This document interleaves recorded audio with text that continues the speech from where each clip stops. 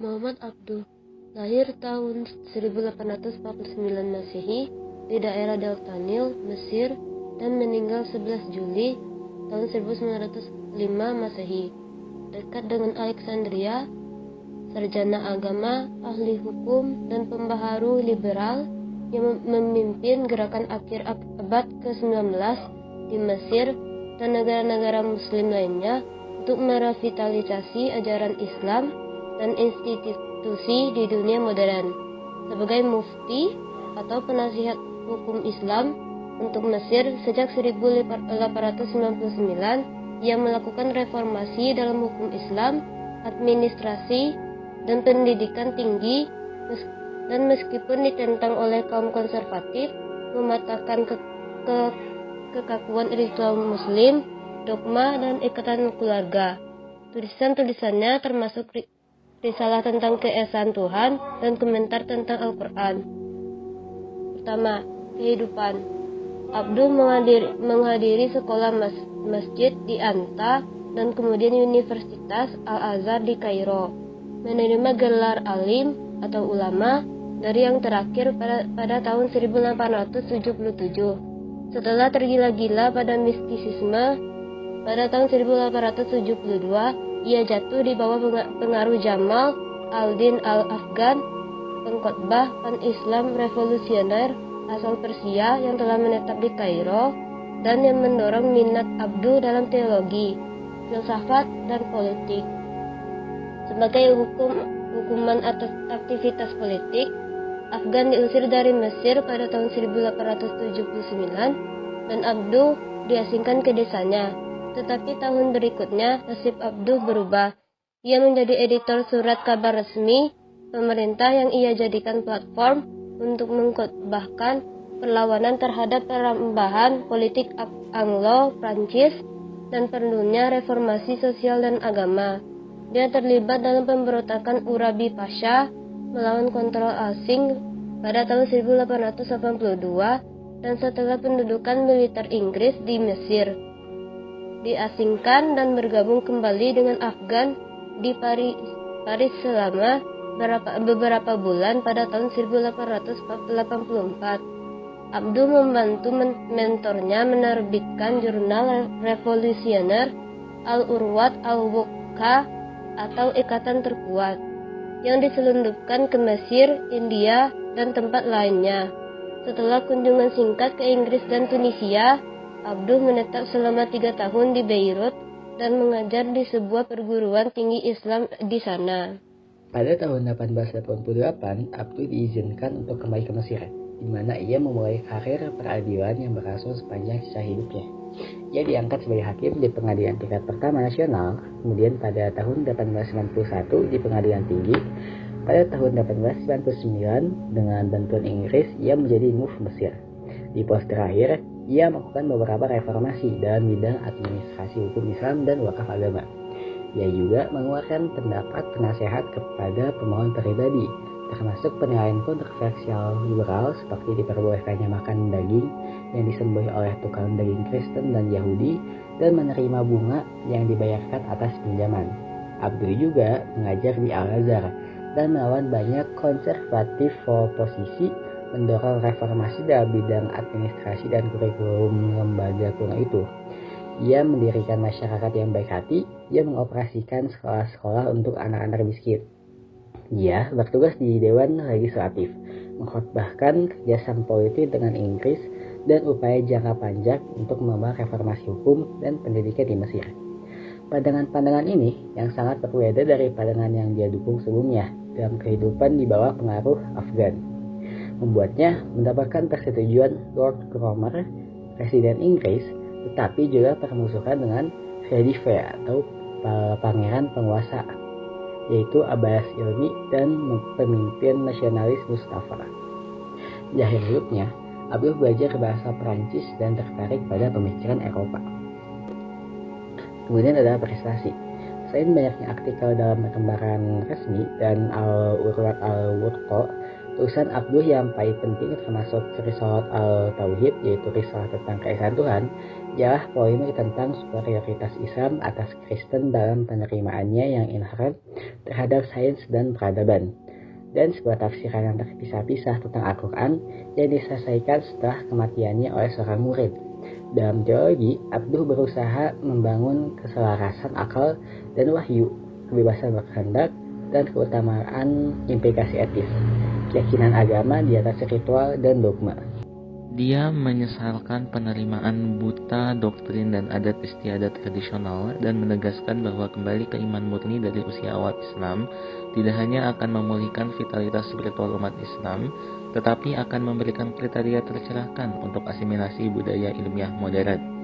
Dalam hal hukum Islam yang mengatur hubungan keluarga Muslim, kewajiban ritual, dan perilaku pribadi, Abduh mencoba untuk menerobos kelakuan interpretasi skolastik dan untuk mempromosikan pertimbangan kesetaraan, kesejahteraan, dan akal sehat, bahkan jika ini kadang-kadang berarti mengabaikan literal teks-teks Al-Quran.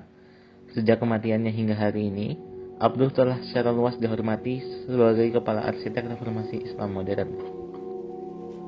Biografi dan pemikiran Jamaluddin Al-Afghani.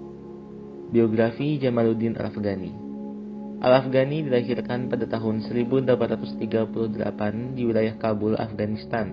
Di Kabul, ia mempelajari segala cabang ilmu keislaman, di samping filsafat dan ilmu eksakta hingga umur 18 tahun. Kemudian ia pergi ke India dan tinggal di sana selama 1 tahun sebelum menunaikan ibadah haji tahun 1857. Sekembalinya ke Afghanistan, ia memasuki dinas pemerintahan Amir Dost Muhammad Khan. Ketika Amir Dost meninggal dan digantikan oleh Amir Sher Ali, Afghani diangkat sebagai menteri. Ketika Sher dijatuhkan, dengan dalih akan menunaikan ibadah haji pada tahun 1869, Afghani meninggalkan Afghanistan. Sejak itulah keterlibatan langsung Afghani dalam gerakan internasional anti-kolonialisme atau imperialisme barat dan despotisme timur. Setelah singgah di India dan Kairo, kemudian ia pergi ke Istanbul. Dan kemudian ia diangkat menjadi anggota Majelis Pendidikan dan diundang berceramah di Hagia Sophia dan Masjid Ahmadiyah. Popularitas Afghani itu mengundang kecemburuan Hasan Fahmi hingga akhirnya dia memfitnah Afghani. Ia memutuskan untuk meninggalkan kota Istanbul dan pindah ke Kairo. Tetapi karena kegiatan politik dan agitasinya yang tajam terhadap campur tangan Inggris soal dalam negeri Mesir, pada tahun 1879, atas desakan Inggris, Afghani diusir dari Mesir. Dari Mesir ia dibawa ke India, ditahan di Hyderabad dan Calcutta, dan baru dibebaskan setelah pemberontakan Urabi di Mesir pada tahun 1880 berhasil dituntas. Pada tahun 1883, Afgan yang berada di London kemudian pindah ke Paris dan menerbitkan majalah berkata dalam bahasa Arab Al-Urwatul Wuthqa bersama Muhammad Abduh yang diusir dari Mesir karena dituduh terlibat dalam pemberontakan Urabi Pasha yang gagal itu. Karena peredarannya di negeri-negeri Islam dihalangi oleh penguasa kolonial. Majalah berkala itu hanya berumur 8 bulan setelah terbit sebanyak 18 nomor 2.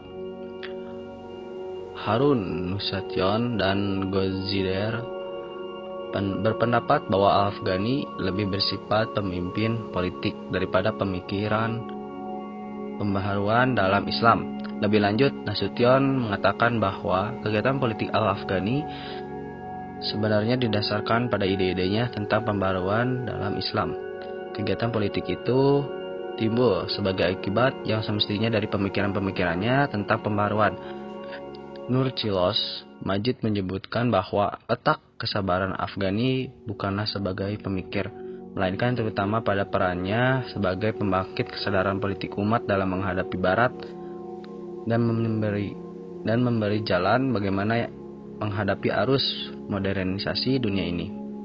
Selama di Mesir, Afghani mengajukan konsep-konsep pembaruannya, antara lain yaitu, dan yang pokok musuh utama adalah penjajahan Barat. Hal ini tidak lain dari lanjutan Perang Salib. B. Umat Islam harus menentang penjajahan di mana dan kapan saja.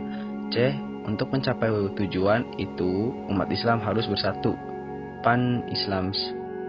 Muhammad Abduh berhasil menerjemahkan dan merumuskan pemikiran-pemikiran Afghani ke dalam rumusan intelektual yang etnis. Pemikiran Al-Afghani tentang kelebihan Islam dibandingkan agama lain. Al-Afghani berpendapat bahwa agama pada umumnya memberikan kepada akal manusia 3 kepercayaan dan 3 pekerti yang merupakan tiang bagi berdirinya umat dan menegakkan pergaulan hidup. Kepercayaan yang pertama adalah bahwa manusia merupakan pemilik dunia ini dan ia adalah makhluk yang paling mulia.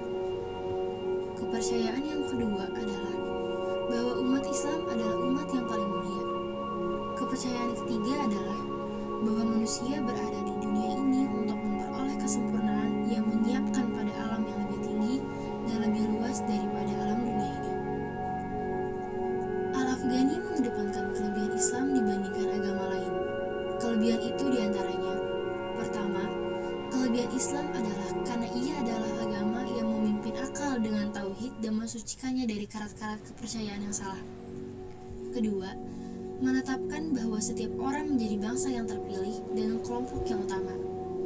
Islam juga mengokohkan manusia dengan kesempurnaan akal dan jiwa. Ketiga, Islam merupakan satu-satunya agama yang mencegah orang mempercayai sesuatu tanpa dalil dan mencela orang yang hanya mengikuti prasangka saja. Pada waktu Islam berbicara, yang diajak bicara adalah akal, dan pada waktu Islam menghukumi sesuatu, hukum berdasarkan akal. Pemikiran Al-Afghani tentang kemunduran dan kemajuan umat. Kemunduran umat Islam bukanlah karena Islam tidak sesuai dengan perubahan zaman dan kondisi baru. Umat Islam mundur karena mereka telah meninggalkan ajaran Islam yang sebenarnya dan mengikuti ajaran-ajaran yang datang dari luar dan asing bagi Islam. Ajaran-ajaran Islam yang sebenarnya hanya tinggal dalam ucapan dan di atas kertas. Sebagian dari ajaran-ajaran asing itu dibawa oleh orang-orang yang berpura-pura bersikap suci, sebagian lain oleh orang-orang yang mempunyai keyakinan-keyakinan yang menyesatkan, dan sebagian lain lagi oleh hadis-hadis buatan.